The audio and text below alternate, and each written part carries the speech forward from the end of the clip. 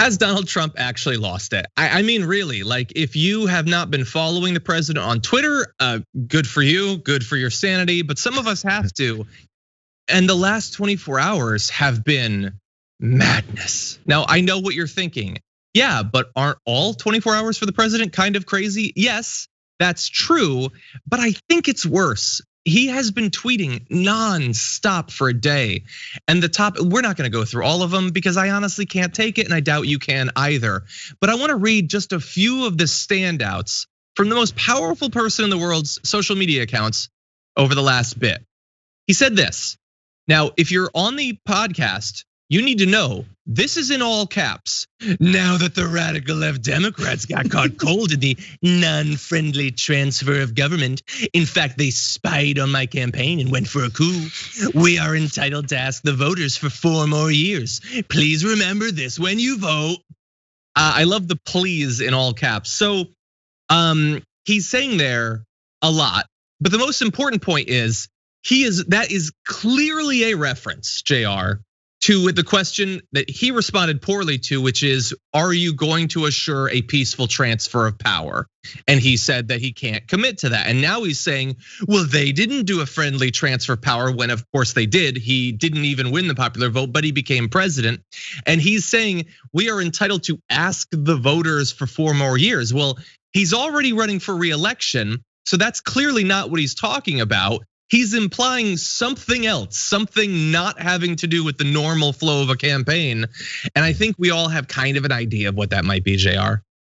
What he's going to do or what he's already talking about. I mean, what he's implying there about what asking the voters for 4 more years means. Yeah, from 4 more years of disaster, destruction, and the subversion of our entire country. So in this case, it always bothers me when he likes to talk about how there was no peaceful transfer of power. Based on what do you expect to have happen? So after all this goes down and Hillary Clinton calls and tells you congratulations and all that, what else is supposed to happen? You're supposed to drop down and like slit your throat? I'm not sure. So if you lose a political campaign, are you then supposed to die? What happens next? What peaceful transition of power is supposed to happen next? She wasn't in the White House already, so does it mean she ran in, started beating on the doors? Like this narrative has been talked about with serious people on news shows that there wasn't a peaceful transition of power. Where was the violence? Peaceful. We're talking about peace versus violence. So where was the violence that was generated by Hillary Clinton and her team? Where were the people in the streets that said we're Hillary? Where were the people with the pink hats running around with guns, ready to shoot any Trump supporters? None of that happened. But we are seeing shades of that for this next election. We are seeing him endorse and galvanize behind the Proud Boys and white supremacists and say, get out in the streets. In fact, he's saying go to the polling locations and make sure you intimidate voters before they even get there. So before the election, talk about a peaceful transition. How about a peaceful election? How about a peaceful voting day? None of that has been promised at all by this guy.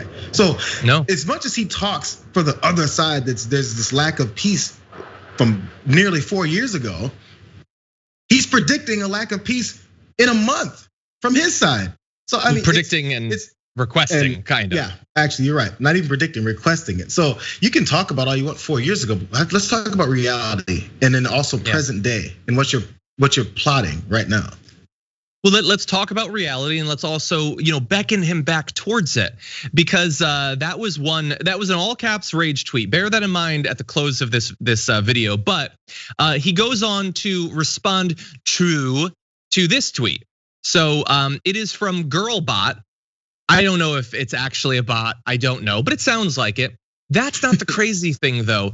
It's that's a tweet from 2018 January of 2018. That's a 2.5-year-old tweet that the president is responding to, and I don't even know how.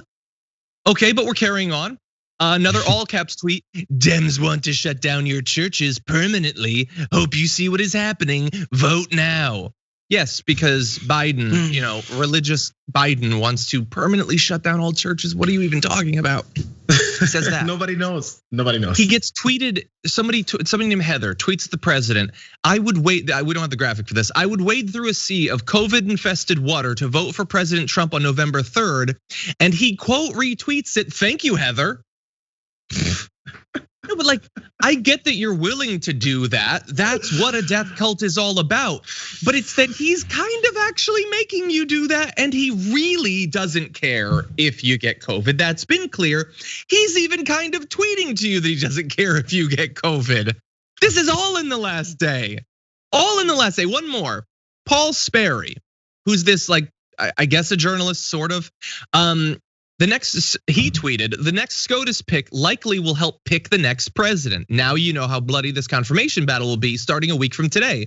To which Trump responds, it will be fast and easy.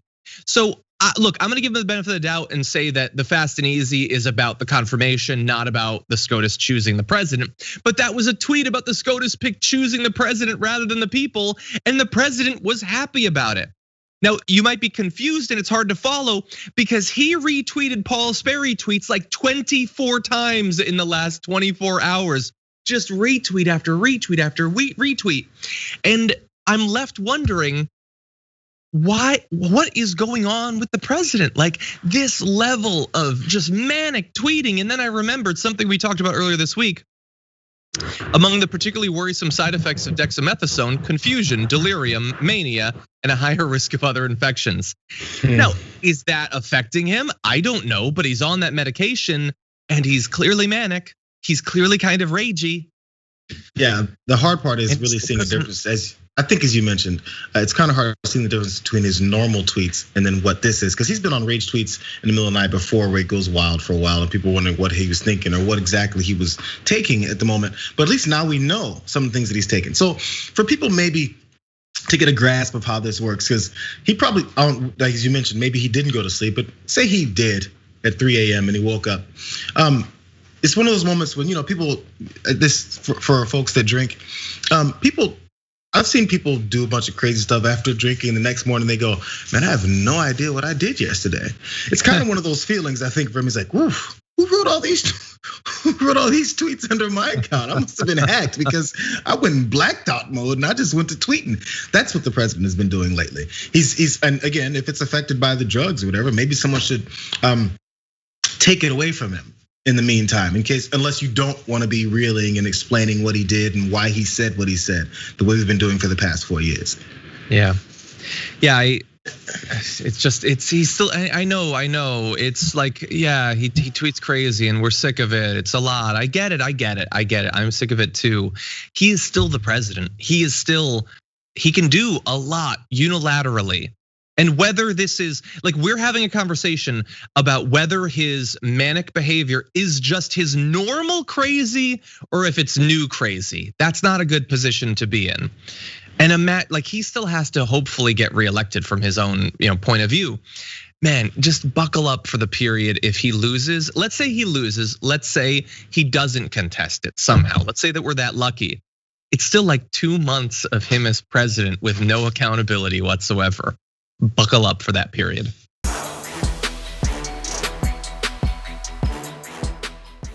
Check out the Damage Report podcast each day, wherever you get your podcasts, whether Pocket Casts or Stitcher or iTunes. You can join me as I give you the news and stories you want, with a range of co-hosts and interview guests jumping in on the fun each day. Again, that's the Damage Report, wherever you get your podcasts. And if you get them at iTunes, don't forget to rate and review. Sometimes I'll read them live on the show.